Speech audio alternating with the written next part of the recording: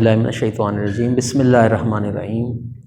محمد Yasir Ashfaq chapter number 2 کے lecture number 1 کے ساتھ حاضر خدمت ہے۔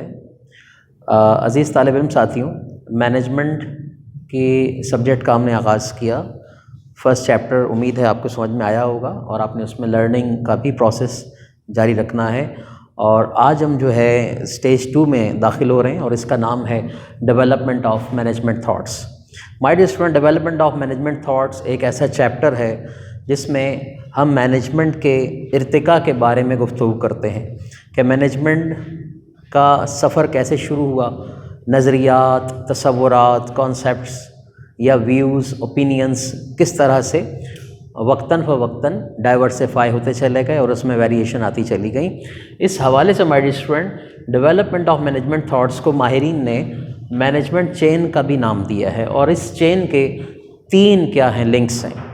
پہلا لنک کہلاتا ہے سائنٹیفک مینجمنٹ۔ سائنٹیفک مینجمنٹ ایک ایسی اپروچ ہے جس میں پروڈکشن کو بیس بنایا جاتا ہے۔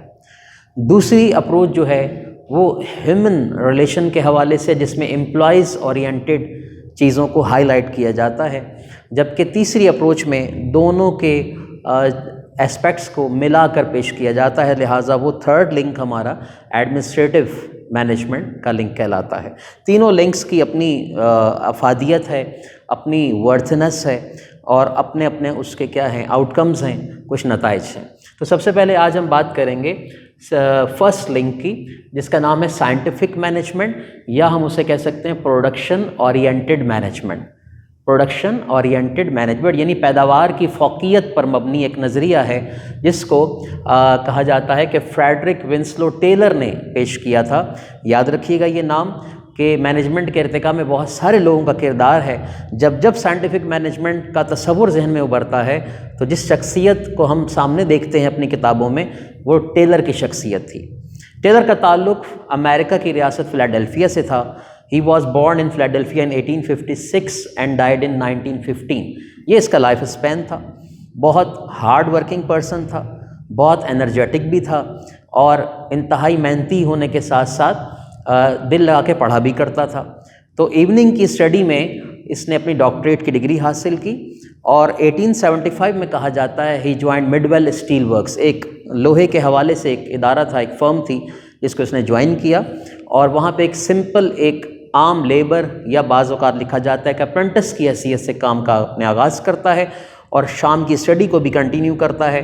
تو ادارے میں جب یہ قدم رکھتا ہے تو اس کے بعد ادارے کے افسران اور اس کے جو دیگر امپلائیز تھے، انہوں نے محسوس کیا کہ اس کے پاس ایکسٹرا آرڈینری کچھ چیزیں ہیں، اسکلز ہیں، اسکلز کو یوز کرنے کا آرٹ اس کے پاس موجود ہے، لہٰذا جلد ہی اس کی کیپیبلٹیز اور اس کی صلاحیتوں پر انحصار کرتے ہوئے مڈویل اسٹیل ورکس نے اس کو چیف انجینئر کے عہدے پہ فائز کیا۔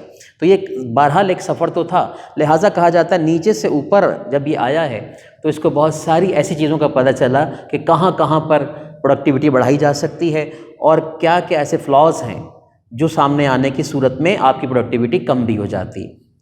تو my dear friend, scientific management actually کیا ہے؟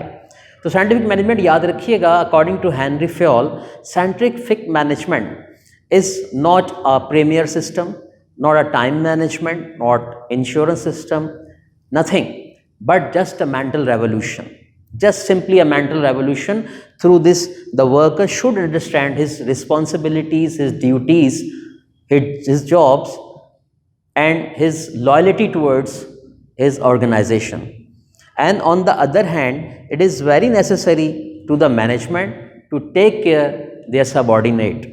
تو یہ ایک ایسا نظریہ، یہ ایک ذہنی انقلاب ہے۔ ایک ذہنی انقلاب کا مطلب ایک سوچ کی تبدیلی کا نام ہے کہ ورکر اپنی اہمیت کو محسوس کرے اور اپنی جابس کو، اپنی ذمہ داریوں کو ریئلائز کرے کہ میں کیا ہوں اور مجھ پر کیا چیزیں عائد ہوتی ہیں، مجھے کیوں اپوائنٹ کیا گیا ہے، میرے ساتھ کام کرنے والے کیا ہیں، اور میرا رویہ ٹورڈز ٹاپ مینجمنٹ کیسا ہونا چاہیے۔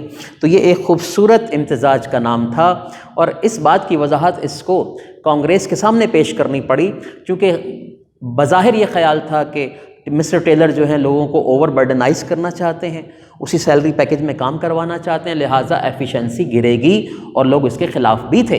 لیکن بہرحال مسٹر ٹیلر نے اپنے نظریے کی وضاحت بہت اچھے انداز میں کی۔ My dear student, scientific management آپ کو یاد کرنا ہے. اس کو میں نے یہاں پہ ہائی لائٹ کیا ہے. جو میں نے بیان کیا کہ ذہنی انقلاب ہے، اس کے ذریعے ورکر اپنی چیزوں کو پہچانے، اپنی ذمہ داریوں کو محسوس کرے، ادارے کے بہترین مفاد میں اس کا کردار کیا ہونا چاہیے. اگر اس کے تمام مینیجریل حوالے سے دیکھا جائے تو اس کو چند پوائنٹس میں ہم ایلیبوریٹ بھی کر سکتے ہیں.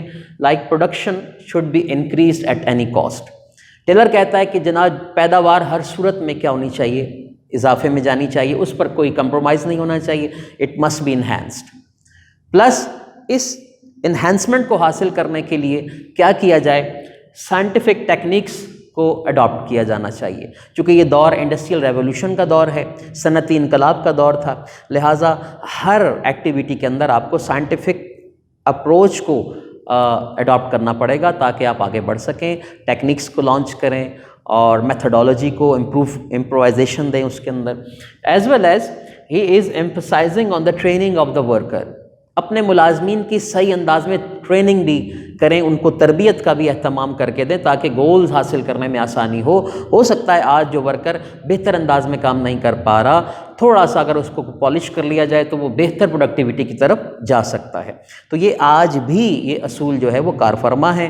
اور اسی طرح سے وہ اس بات کا شدت سے قائل تھا کہ صرف ٹریننگ کرا دینا، لوگوں کو پلان کر کے چیزیں دے دینا کافی نہیں ہے، جب تک کہ تمام activities top to bottom, bottom to top well coordinated یا ویل نٹ نہیں ہوں گی. تمام ایکٹیویٹیز میں ایک باہمی ربط ہونا چاہیے، افسران اور ملازمین کے درمیان ایک گہرا تعلق ہونا چاہیے، خوبصورت ریدمیٹک چیز ہونی چاہیے تاکہ join hand in hand and go forward.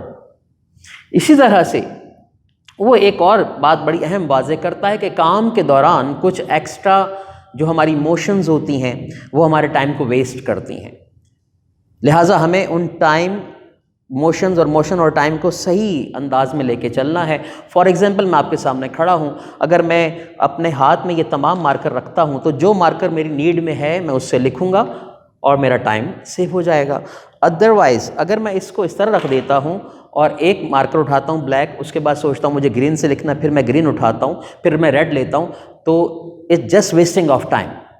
Out put گرتا چلا جائے گا، ٹائم بڑھتا جا رہا ہے لیکن آؤٹ پٹ نہیں حاصل ہو رہا. لہٰذا مجھے بہتر ہے کہ مجھے وہ ایکٹیویٹی کرنی ہے جس میں موشنز میری کم ہوں اور کم سے کم ٹائم کنزیوم کرتے ہوئے میں اپنی جاب کو بہتر طور پہ پرفارم کروں.